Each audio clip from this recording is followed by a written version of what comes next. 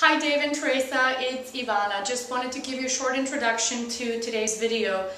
Dan Roach and I have completed our home inspection, and what follows is the summary of the report. I'm including pictures as well as my thoughts and suggestions and a copy of the actual report in this email. I hope you enjoyed the video. Let's touch base after you see it and know how to proceed. Thank you so much for the opportunity to help you, and I look forward to talking to you soon. Hi, this is Dan Roach with Century Home Inspection. I'm with Ivana here on Piedmont. We're at the front of the home, and if you look over this way, you can see some water damage to the fascia board behind that gutter. It appears what's happening is when the roof was installed, the tiles weren't cut back at the valley, which is causing debris to accumulate in the valley metal and then causing that water damage.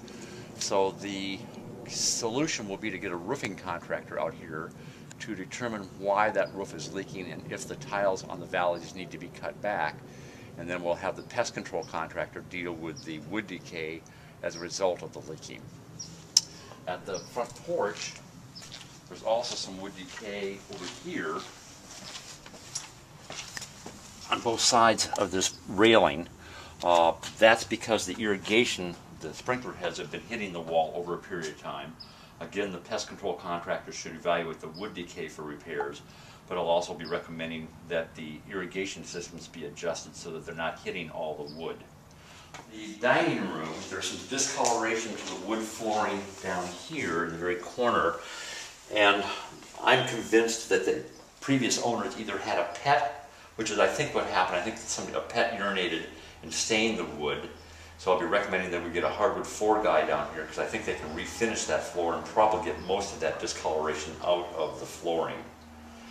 In the living room, I'm going to mention that one of the windows, this window over here, you can see the fogging going on in the glass, which is an indication that the seal between the glass is damaged and the inert gas between the glass has separated from the window, losing its thermal value, so the glass in this window should be replaced. I'm just going to mention we had the decorative fireplace going and it operates normally.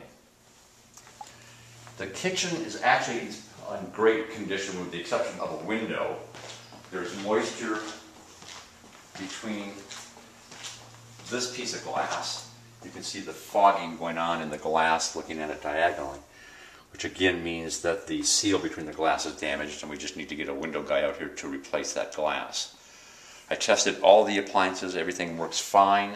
The only thing I'll mention in my kitchen section of the report is that there is no anti-tip bracket installed behind the range, and recommend that you upgrade the home with an anti-tip bracket so the oven can't tip over.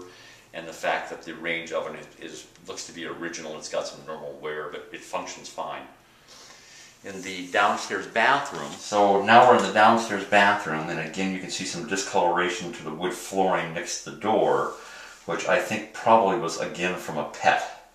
Then there is some discoloration in the wood flooring next to the toilet bowl, which is an indication that the wax seal between the toilet bowl and the toilet flange is defective. So I'll be recommending that the wax seal be replaced. Again, in the downstairs bathroom, you can see the water staining underneath the toilet tank, which is an indication that the toilet tank is leaking where it hooks onto the toilet bowl. There's also stains on the other side of the toilet over here. So I'll be recommending that the toilet tank be disassembled and the gasket between the toilet bowl be replaced all at the same time. That can all be cleaned up. So now we're in the laundry, in front of the laundry room. So if you come over, you can see a water stain on the base molding directly in front of the door to the laundry room.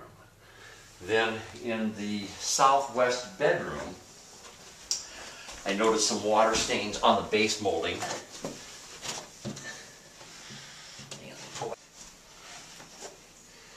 You can see the water staining on the base molding. Then when I pulled the carpeting and pulled the padding in the closet back, there's a small spot of mildew here.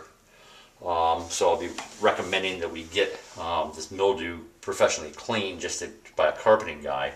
I don't think that there's any long-term mildew mold damage. The water staining appears to be from a previous leak in the laundry room. In the laundry room, I noted that this is a new drain pan, so my guess is that the previous drain pan may have had a leak or crack or something, and perhaps the previous owner's wash machine leaked and caused water to leak out of the pan. I also noted that the hot water shutoff valve here for the wash machine is dripping. And say we need to get that valve repaired so that it doesn't cause water damage. The other thing in the laundry room section, you'll see me mention that there's an electrical outlet over here.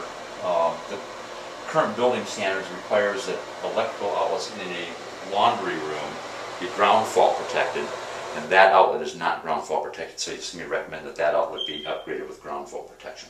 Okay, so now we're in the master bedroom.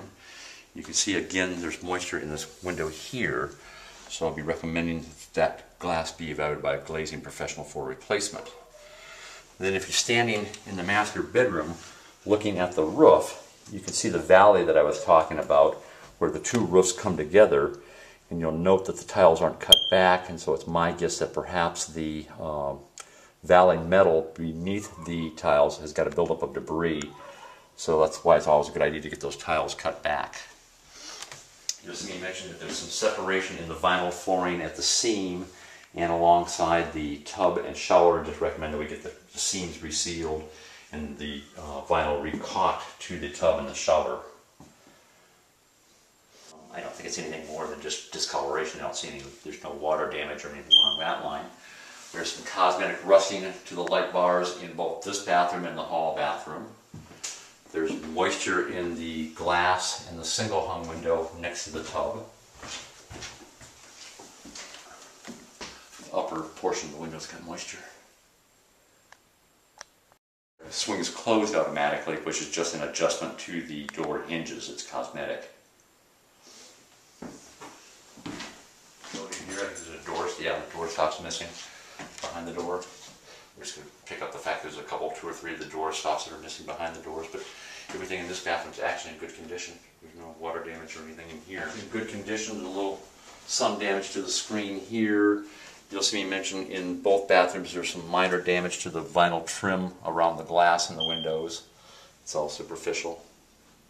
Electrically, everything is good in here. Needs a door stop behind the door here. Needs an air filter. This is the air filter for the floor. Okay, so now we're in the garage. On the ceiling, I noticed some water stains here and here, and then they extend over to this area here, which would be beneath the laundry room area. So this kind of supports my position that at one time or another the laundry area had a leak. I think the stains are superficial. I think that the cause of the damage has been corrected with the new liner installed on the floor of the laundry room. At the door to the exterior, you can see daylight beneath the bottom of the door. Then on the floor, you can see where there's been some water ponding over here, and you see the white chalk material, which is called efflorescence, on the stem wall over here. My thinking on it is, if we open the door, you'll notice that the brick pavers out here are actually at the same height as the door here. Normally you'd hold flatwork down a couple of inches below a floor level so that water can't leak into the room. I think that if we got a door threshold installed that was properly sealed to the concrete slab here, it probably will seal the door opening so that water is not going to continue to flow underneath the door. However, if that doesn't work, then it would be necessary to remove this first row of bricks in here and put some kind of a drain to prevent water from washing up underneath the door. I think it's going to be a fairly simple repair, however. Then at the other foundation wall, at the southwest corner, you can see the white chalk material on the concrete. Again, that's called efflorescence, and that's indicative that water is accumulating next to the foundation.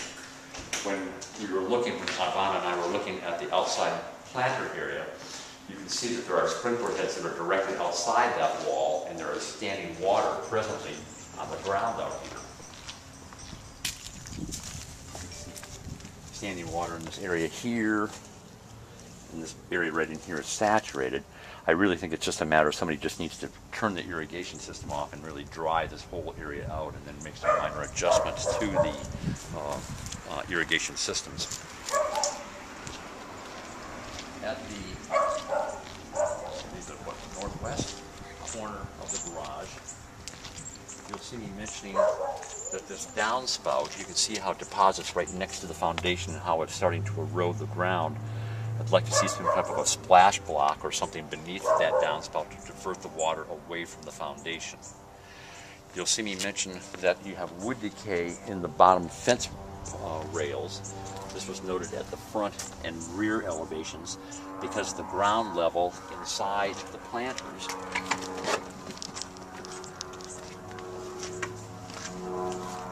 sound like grapefruit.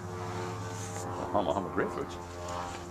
You can see that the dirt level is placed directly against the wood, which is going to promote wood decay. So you'll see me mentioning that in addition to fixing the wood, we really ought to consider getting the ground level lowered so that it's not going to promote further wood damage. Garage to the outside, this is where you can see the water had gotten up underneath there, and as you can see, they've attempted to try to seal it with a small door bottom.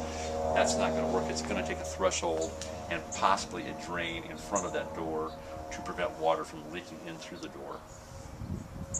Patio area now, and you'll see me mention that there's an electrical outlet next to the block wall that really should be bolted to that wall so it doesn't get damaged, or the conduit going to it doesn't get damaged.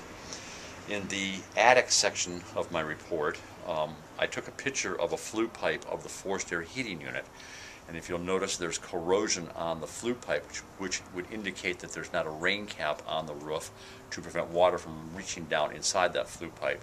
So you'll see me recommend that a rain cap be installed on that flue pipe.